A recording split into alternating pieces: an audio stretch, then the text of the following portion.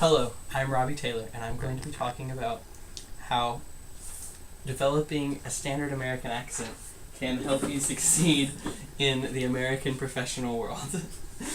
So a few weeks ago, I was getting a McChicken at McDonald's, and I went and got in line, and the person in front of me, I thought he was in line, but actually he turned to me and he said, "Oh, I done ordered, you can go on ahead."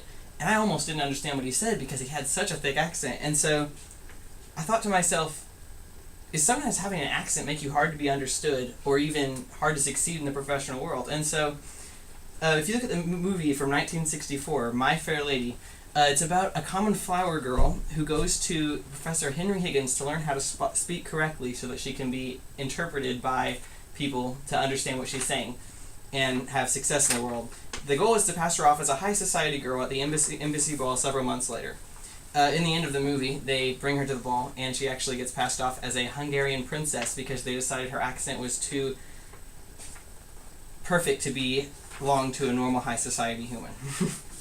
But does this have standing in the real world? You know, that's just a movie. Does it have any standing in the real world? Well, there's actually an entire area of science dedicated to this. English professor Connie Ebel, in an article from 2005 on PBS.org, which was extra reading material from the program on PBS called Do You Speak American, defines the study of social linguistics as the study of how language serves and is shaped by the social nature of human beings. In its broadest conception, social linguistics analyzes the many and diverse ways in which language and society entwine.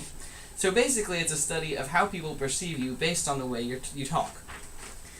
According to a different article on a similar subject, also an additional reading from the special PBS, they talk about a standard American English. And this is the English usually found in mid-America of people who you would almost say do not have an accent. You can't necessarily place where they're from.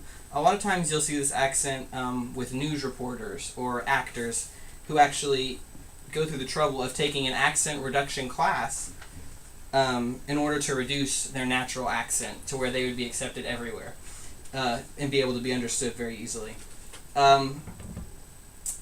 An article in the LA Times by Anna Gorman in October 2007, she interviewed Carla Myers, who is a dialect coach for actors, who's worked for 25 years for people including Ewan McGregor, Cate Blanchett, and Clive Owen, on developing specific regional American accents such as rural Georgian or Long Island, New York.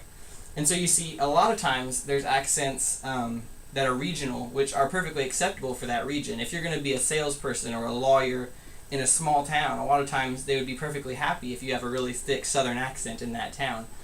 Other times, if you're wanting to apply for a job in, say, New York, or a job professionally as a Supreme Court judge or something along those lines, a lot of times you would want to have an accent which would be accepted by everyone and be able to be understood and seen as very intelligent. And so